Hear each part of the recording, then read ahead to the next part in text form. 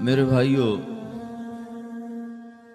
موت کے وقت انسان دو کیفیت میں ہوتا ہے۔ کچھ لوگوں کی روح ایسے نکل رہی ہوتی ہے کہ ان کے رگ رگ میں وہ پھنس رہی ہوتی ہے وَلَوْ تَرَى إِذْ يَتَوَفَّى الَّذِينَ كَفَرُوا الْمَلَائِكَةُ يَضْرِبُونَ وُجُوهَهُمْ وَأَدْبَارَهُمْ۔ کاش تم دیکھ سکتے وہ منظر جب اللہ کے فرشتے نافرمانوں کی روح کو نکال رہے ہوتے ہیں تو ان کے منہ پہ بھی مارتے ہیں، ان کی کمر پر بھی مارتے ہیں۔ اور اخرجوا انفسکم اليوم، نکالو آج اپنی روحوں اور جانوں، اب تم بچ نہیں سکتے ہو۔ وہ پیچھے ہٹنا چاہتے ہیں، رب ارجعون، مجھے واپس کر دے تھوڑی دیر کے لیے، لعلی اعمل صالحا، اب میں پورا ٹھیک مسلمان بن کے چلوں گا۔ تو اس کے جواب میں ہوتا ہے، اور حدیث پاک میں آتا ہے کہ ملک الموت اترتا ہے، اس کے ساتھ 4 فرشتے ہوتے ہیں، وہ 4 فرشتے آتے اس کی پٹائی شروع کر دیتے ہیں۔ ابھی پرسوں یہ حدیث میں نے پڑھی ابن ماجہ میں کہ ملک الموت کہتا ہے ایتھا النفس الخبیثہ کانت فی الجسد الخبیث، اے خبیث روح جو خبیث جسم میں تھی، اخرج باہر آؤ۔ اب وہ واپس تو ہو نہیں سکتا، اپنے آپ کو روک تو سکتا نہیں، تو وہ حیران پریشان خوف زدہ، تو اس کے جواب میں اس کو ملک الموت کہتا ابشری بحمیم وغساق وآخر من شکلہ ازواج، تیار ہو جاؤ خوفناک عذاب کے لیے اور کھولتے پانیوں کے لیے، کانٹے دار جھاڑیوں کے لیے اور بے شمار عذاب کی شکلوں کے لیے۔ تو اس کی روح کو جب کھینچتے ہیں تو رگ رگ سے وہ کٹ کے نکلتی ہے، تو سارا وجود زیر و زبر ہوتا ہے، سکرات کا درد ساری دنیا کے دردوں پر حاوی ہے۔ جب اس کی روح نکلتی ہے اور اس کو لے کر آسمان پر چلتے ہیں تو دروازے پر پہنچتے ہیں تو اندر سے فرشتے پوچھتے ہیں کون ہے؟ کہتے ہیں فلاں فلاں کا بیٹا ہے۔ کا نفس خبیثہ فی الجسد الخبیث، یہ تو وہی بدماش ہے جو بدماش جسم میں تھا، یہ وہ بدبخت روح ہے جو بدبخت جسم میں تھی، اس کے لیے آسمان کے دروازے نہیں کھول سکتے، اسے واپس کر دیا جائے۔ تو آسمان کے دروازے لا تفتح لهم ابواب السماء ولا يدخلون الجنة حتى يلج الجمل في سم الخياط، کہ ان کے لیے آسمان کے دروازے نہیں کھلیں گے اور ان کے لیے جنت کے دروازے نہیں کھلیں گے، پھر یہ وہاں سے نیچے گرائے جاتے ہیں جو اللہ کا قید خانہ ہے سجین، وما ادراک ما سجین کتاب مرقوم۔ وہ تمہیں خبر نہیں کہ وہ کیا خوفناک قید خانہ ہے جو اللہ تعالیٰ نے بنایا ہے، اسے وہاں دھکیل دیا جاتا ہے۔ پھر قیامت تک اس کے لیے انتظار کی گھڑیاں ہیں اور عذاب کی شدت ہے۔ اور جب کوئی نیک آدمی اللہ تعالیٰ کے دربار میں جانے کا اس کا وقت آتا ہے تو اللہ تبارک و تعالیٰ فرماتے ہیں ان الذین قالوا ربنا اللہ ثم استقاموا تتنزل علیہم الملائکۃ الا تخافوا ولا تحزنوا وابشروا بالجنۃ التي کنتم توعدون نحن اولیاؤکم فی الحیاۃ الدنیا وفی الآخرہ ولکم فیہا ما تشتہی انفسکم ولکم فیہا ما تدعون نزل من غفور الرحیم۔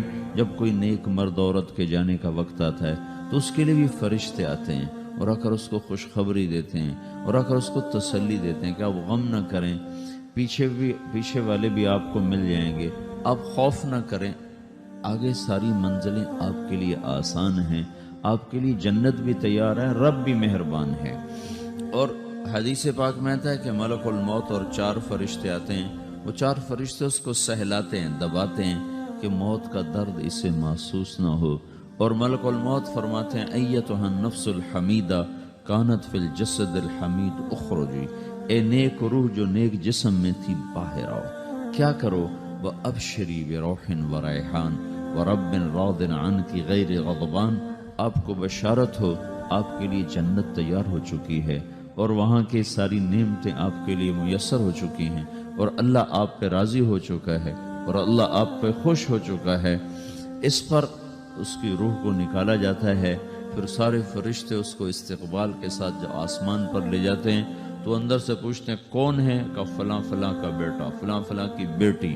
کہتے ہیں نفس حمیدہ فی جسد حمید، یہ تو نیک روح تھی جو نیک جسم میں تھی، مرحباً بہی، اس کو ہم سب استقبال کس کا کرتے ہیں، اور ایک دم آسمان کے دروازے کھلتے ہیں، پھر وہ پہلا، دوسرا، تیسرا، چوتھا سارے آسمان پار کرتا ہوا اللہ پاک کے عرش کے نیچے کے جا کر، مرد ہے یا عورت، وہاں جا کر سجدے میں سر رکھتا ہے، اور اللہ تعالیٰ فرماتے ہیں ہاں اس نے ہمیں خوش کیا، ہم اسے خوش کریں گے، اور اس کو عافیت کے ساتھ وہاں آسمان میں، پہلے آسمان سے لے کر اللہ کے عرش تک یہ سب ویٹنگ روم بنے ہوئے، جہاں اللہ اپنے اپنے درجات کے مطابق جنت والوں کو ٹھہراتا ہے، اور وہ انتظار گاہ ہے، اور وقت ختم ہو جاتا ہے، لہٰذا انتظار کی جو تکلیف ہے وہ بھی ختم ہو جاتی ہے۔ وقت ختم تو انتظار کا احساس ختم، اور ٹائم کے گزرنے کا احساس ختم۔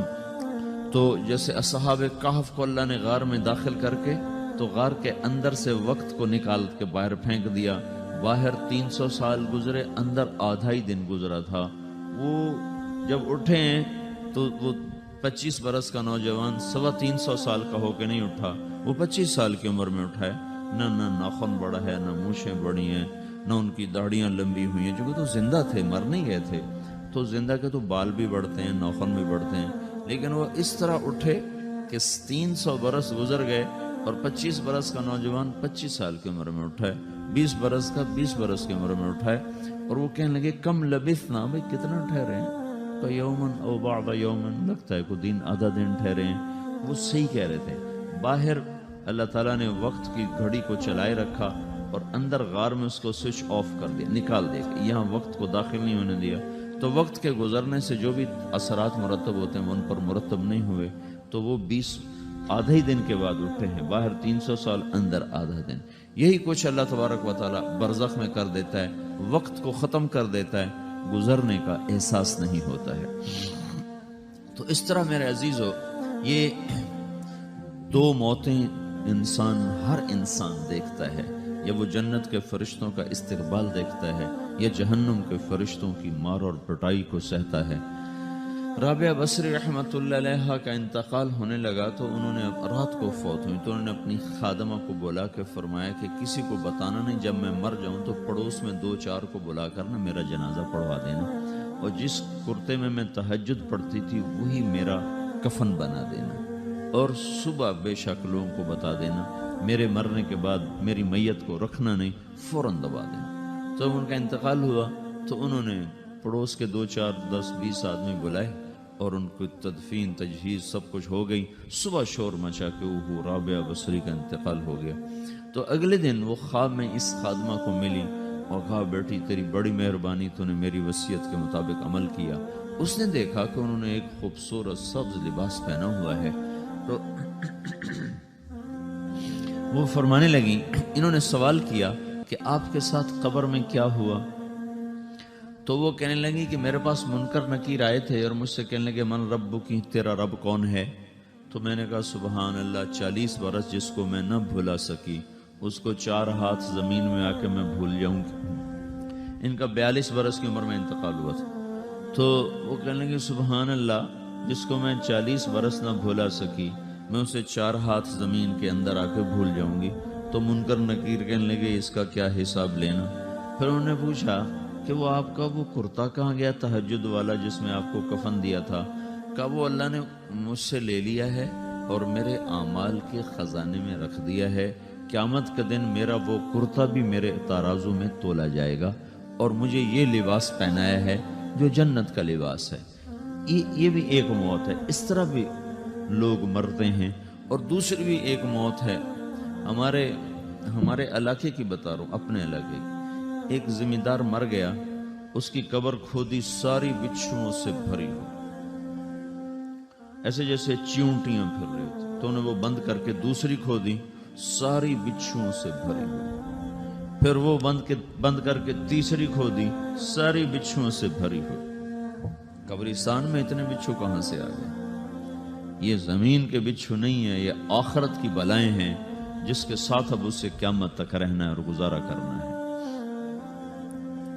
تو یہ 2 طرح کی موتیں روزانہ لوگ مرتے ہیں، روزانہ لوگ مرتے ہیں۔ جب نماز کا وقت ہوتا ہے ملک الموت ساری دنیا کا چکر لگاتا ہے، اور دیکھتا ہے کون پڑھ رہا ہے کون نہیں پڑھ رہا، کون پڑھ رہا ہے کون نہیں پڑھ رہا۔ جو نماز کی پابندی کرتا ہے اس کی موت آسانی سے ہوتی، جو نماز میں غفلت کرتا ہے اس کے ساتھ موت کے وقت شدت اور سختی اختیار کی جاتی۔ تو بھائیو، یہ ایک جسم ہے، ایک روح ہے۔ روح باقی رہنے والی چیز ہے، جسم مٹ جاتا ہے، پھر اللہ سے قیامت کے دن نیا جسم عطا فرمائے گا، ایک نیا جسم دیا جائے گا۔ روح وہی ہے جو اللہ کے خزانوں میں جمع ہو جاتی ہے۔ نافرمان کی سیاہ کالی روح ہوتی ہے، فرما بردار کی روشن چمکدار روح ہوتی ہے۔ تو اللہ نے کچھ تقاضے جسم کے رکھے ہیں اور کچھ روح کے رکھے ہیں۔ جسم کے تقاضے پورے نہ کرو تو یہ پریشان ہو جاتا ہے، روح کے تقاضے پورے نہ کرو تو یہ پریشان ہو جاتی۔ روح کی پریشانی جسم سے زیادہ ہے، چونکہ روح کی طاقت جسم سے زیادہ ہے۔ جسم مٹی سے بنا ہے، اس کی غذا بھی مٹی سے نکلتی ہے۔ روح آسمان سے ہے، اس کی غذا بھی آسمان سے ہے۔ روح کا تعلق جب تک اللہ سے نہیں جڑتا، اس سے بھوک اور پیاس لگتی رہتی ہے۔ جسم کو جب تک روٹی اور پانی نہ ملے یہ تڑپتا اور پریشان رہتا ہے۔ جیسے اللہ تعالیٰ نے ہمارے جسم میں روٹی اور پانی کی طلب کو بے ساختہ رکھ دیا ہے۔ میں بیان کے دوران بھی پانی پی رہا ہوں، آپ دیکھ رہے ہیں کہ میرا حلق سوکھ جاتا ہے، مجھے طلب محسوس ہوتی ہے پانی، حلق سوکھتا ہے پانی کی طرف بھاگتے ہیں، بھوک لگتی ہے ہم روٹی کی طرف بھاگتے ہیں۔ یہ ایک ایسا اندر میں آٹومیٹک سسٹم ہے کہ ہم اس کو آف نہیں کر سکتے۔ یہ سوتے سوتے بھی بھوک کی وجہ سے آنکھ کھل جاتی، سوتے سوتے پیاس کی وجہ سے آنکھ کھل جاتی ہے۔ یہ ایسا خود اللہ تعالیٰ نے ساختہ نظام بنایا ہے کہ آپ اپنے جسم میں روٹی اور پانی کی طلب کو نہیں نکال سکتے۔ میرے عزیزو، ٹھیک اسی طرح اللہ نے انسانی روح میں اپنی طلب رکھ دی ہے اور اپنے رسول کی طلب رکھ دی ہے۔ یہ دو طلب ایسی ہیں کہ یہ آپ کے جسم روح سے نکل نہیں سکتی۔ جیسے بھوکا روٹی نہ کھا لے، پیاسا پانی نہ پی لے، اسے چین نہیں آ سکتا۔ وہ روح جو اللہ اور اس کے رسول سے نہ آشنا ہے، جب تک وہ وہاں تک پہنچ نہیں جاتی اسے چین نہیں آ سکتا، اس کا اندر پریشان رہے گا۔ 1997 میں جب جنید جمشید سے میری پہلی ملاقات ہوئی تو اس نے مجھ سے یہ سوال کیا کہ مولوی صاحب، ایک پاکستانی نوجوان جس گلیمر کو خوابوں میں دیکھتا ہے، وہ گلیمر تو مجھے زندگی میں ویسے ہی حاصل ہے، میرے چاروں طرف زندگی کا رقص ہے اور میری زندگی کی ہر خواہش، ہر تمنا پوری ہے، اس کے باوجود میرے اندر اندھیرا ہے، میرے اندر خلا ہے۔ مجھے لگتا ہے میں وہ کشتی ہوں جس کا کوئی ساحل نہیں، جس کی کوئی سمت نہیں۔ www.dasquran.com تو ایسا نہیں ہونا چاہیے۔ ایک عام لڑکا تو کہتا ہے ہائے کاش یہ ہوتا، اس کو وہ نہیں ہو رہا تو پھر وہ پریشان ہے، ہائے یہ ہوتا، ہائے وہ ہوتا۔ تو میں تو ہائے نہیں کرتا ہوں، میری تو ہر لذت اور خواہش میرے سامنے تشتری میں سجا کے پیش کی جا رہی۔ میں کیوں ایسا کر رہا ہوں؟ میں ہائے ہائے کیوں کر رہا ہوں؟ میرا اندر ویران کیوں ہے؟ میرے اندر میں خلا کیوں ہے؟ یہ وہی خلا ہے کہ وہ روح کی پیاس کو شراب میں بجھانا چاہتا ہے، وہ روح کی پیاس کو لڑکی میں بجھانا چاہتا ہے، وہ روح کی پیاس کو موسیقی سے بجھانا چاہتا ہے، وہ روح کی پیاس کو دنیا کی رعنائیوں میں 5 سٹار ہوٹلوں سے بجھانا چاہتا ہے۔ روح کیا جانے روٹی کیا ہے، شراب کیا ہے، پانی کیا ہے، عورت کیا ہے، موسیقی کیا ہے، گھنگرو کیا ہے، پائل کیا ہے، چھنکار کیا ہے، روح کو ان چیزوں کی کیا خبر؟ امریکہ میں ہماری ایک جماعت تھی تو 4 لڑکے 2 لڑکیاں، 4 لڑکیاں 2 لڑکے مسلمان ہیں۔ تو ایک لڑکے کا نام رکھا تھا ابراہیم، اور اس کو جب پڑھایا نا کلمہ، انہوں نے کہا ہائے، انہوں نے کہا ہائے، وہ دونوں ہاتھ یہاں رکھے سینے پر، دل پر، کہا ہائے۔ تو ہمارے ساتھی ہیں ڈاکٹر اختر، وہ کہنے لگا کیا ہوا کیا ہوا؟ کہنے لگا جب سے ہوش سنبھالا یہ جگہ خالی تھی، یہ تیرے کلمہ پڑھانے پر بھر گئی ہے کہ میری خوشی سے ہائے نکل گئی۔ یہ جگہ خالی رہے گی، یہاں شراب نہیں پہنچ سکتی، یہاں نغمہ اور موسیقی نہیں پہنچ سکتے، یہاں تالے لگے ہوئے ہیں، یہاں تک کوئی آواز نہیں جا سکتی۔ دل کے تاروں پر ایک ہی نغمہ چھڑ سکتا ہے اور وہ اللہ کی یاد کا ہے اور اللہ کی محبت کا ہے اور اللہ کے رسول کی محبت کا ہے۔ باقی کوئی مضراب ایسا نہیں جو ان تاروں کو چھیڑ سکے، باقی کوئی چیز آواز ایسی نہیں جو دل کی دنیا پر جا کر دستک دے سکے۔ یہاں بند دروازے ہیں، یہاں صرف اللہ پہنچے گا، اللہ کے رسول کا تعلق پہنچے گا، باقی کوئی چیز یہاں نہیں جا سکتی۔